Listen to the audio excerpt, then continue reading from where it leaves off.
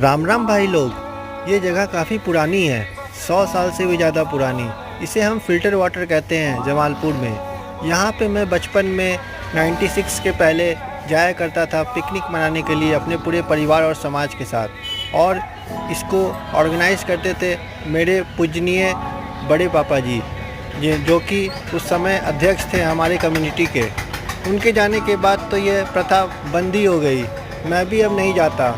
कल पता नहीं क्या दिल किया और मैं फ़िल्टर वाटर पे चढ़ गया देखने के लिए कि क्या माहौल है। खैर, कुछ बदला नहीं है, सब वही है। हर हर महादेव, फिर मिलेंगे। जय शंभू।